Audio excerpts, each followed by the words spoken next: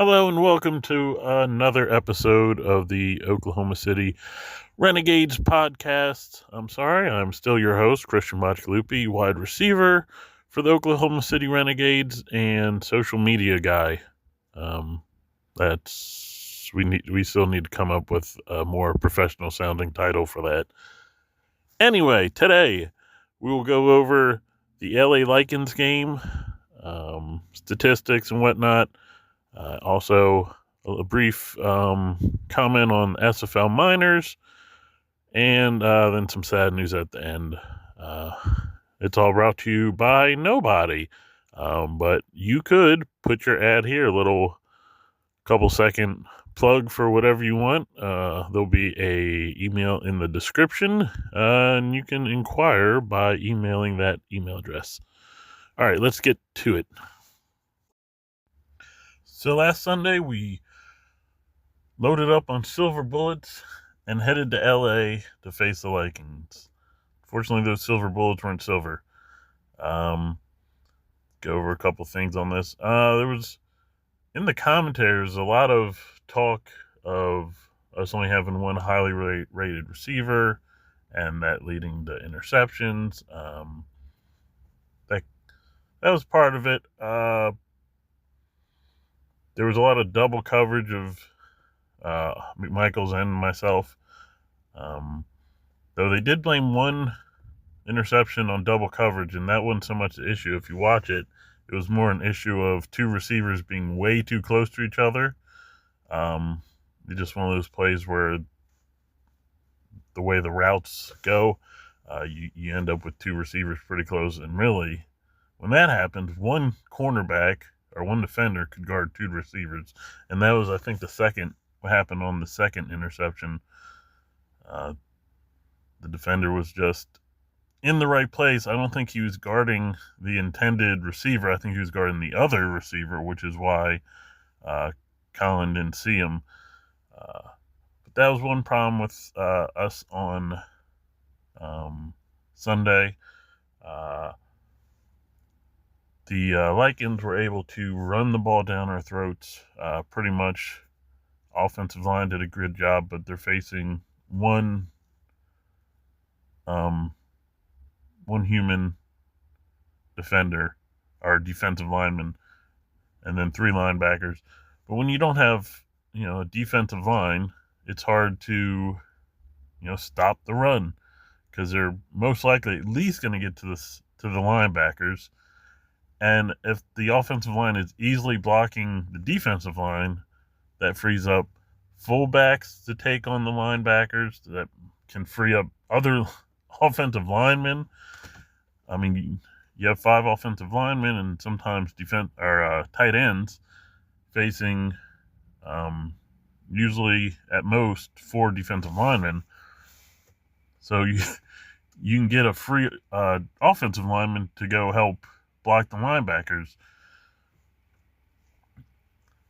They had a lot of long, sustained drives. If you look in the stats, they never punted, but they only scored 26, and some of those points are just off of having to go for it on 4th down, because we still have a shot. A lot like the, what game was it? Was it the last one? Not LA, but one of the previous, the Miners game, where we were down by like 2 scores late in the 4th. Not a great chance to win, but there's still a chance. So you go for it on 4th down in your own territory. You don't get it. You give the ball up to them, and then they score like a touchdown or a field goal semi-easily because of great field position, which again was another issue.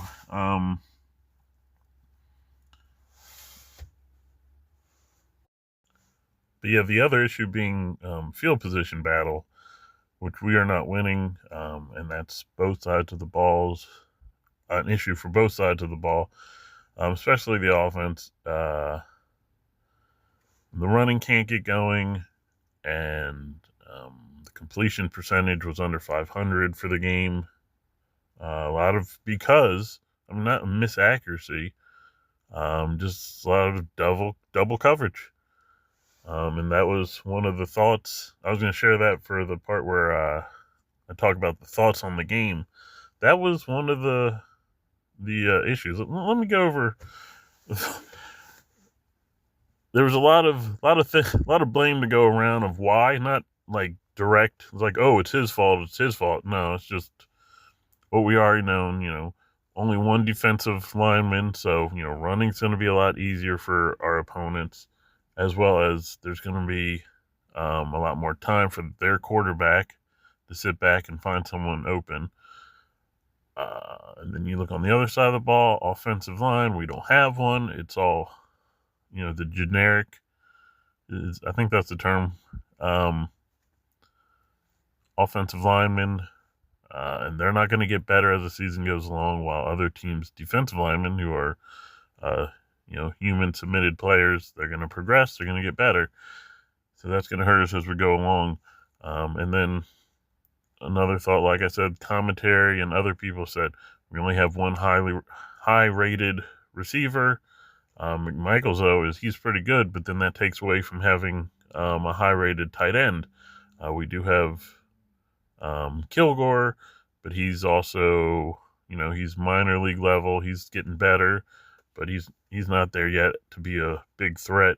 And then we have Tiberius Bovine, who moved to fullback, so he's not getting a lot of routes either, unless we go like 5 wide, which when we did go 5 wide, and I'm kind of noticing this in the league, in the minors and pro level, that going 4 or 5 wide is working very well for a lot of teams.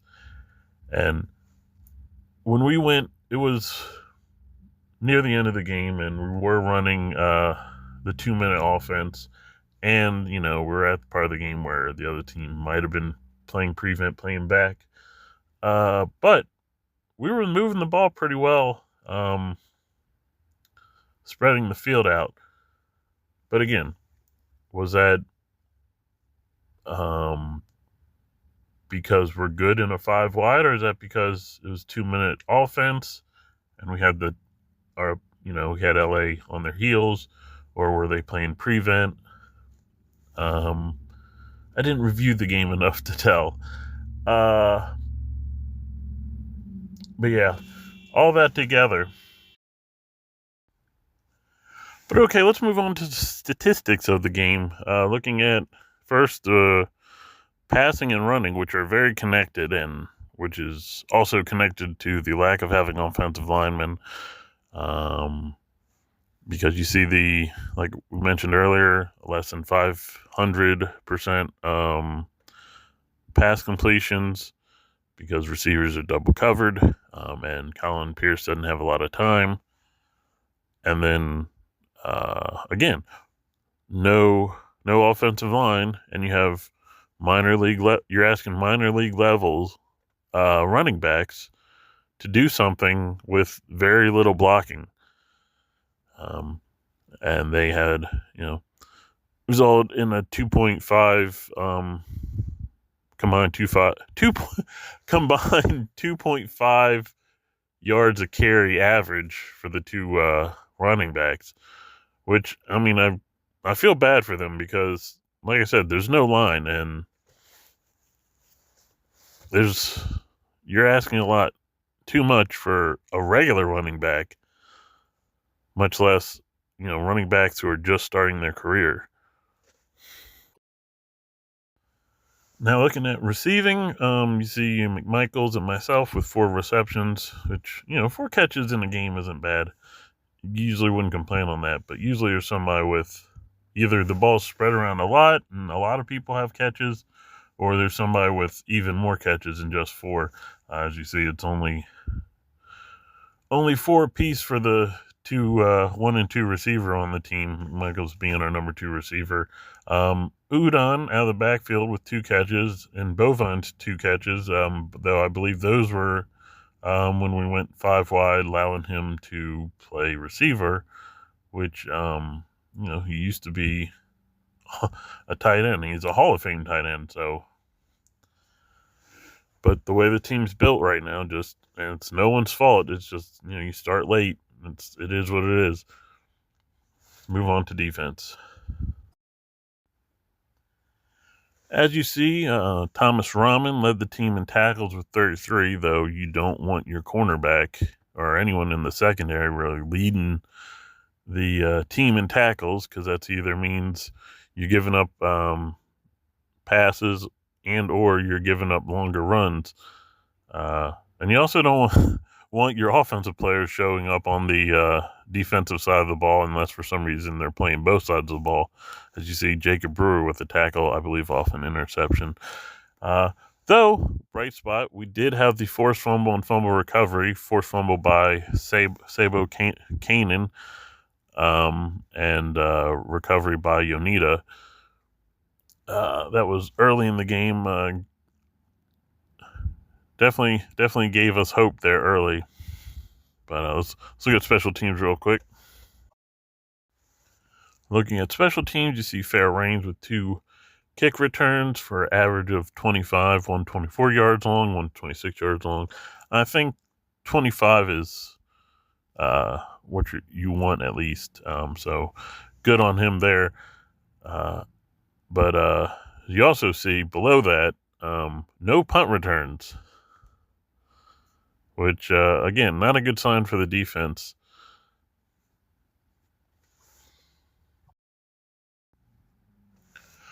So let's move on here. A couple of little notes to hit on next week, or this coming weekend. Another bye week. And then after that, we play Chicago, which is definitely a game we want to win. I mean, we want to win every game, but it's a game where it's probably our best chance for a win this season. I hate to say that, but who knows? Like, we could add some players during the season that are just like that small key that gets our offense going, or is that small, add just that little bit of pressure on defense that gets the defense even better. Because the defense has been pretty good this season, considering the situation it's in, and only having one defensive lineman to apply pressure. On top of that, we will start doing highlights of our minor league players, the players that are on our team that also play in the minor leagues. Hit on that earlier today.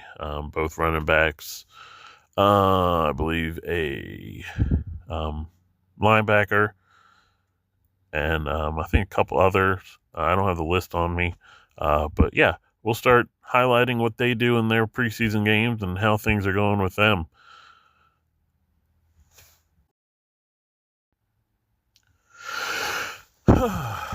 All right. We're to the sad news of the show. And I wanted to do this last, I don't want anyone to think this is like, doing it last because it's like back page story kind of stuff.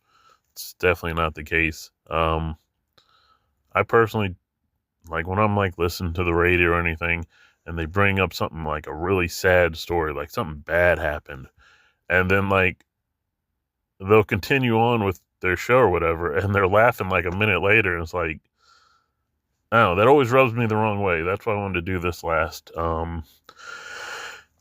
As you probably know by now, the SFL lost, SFL and the Carolina Skyhawks, my old team, for the last 2 seasons before I came to OKC, lost Ebari Amen-Eaglin over the weekend.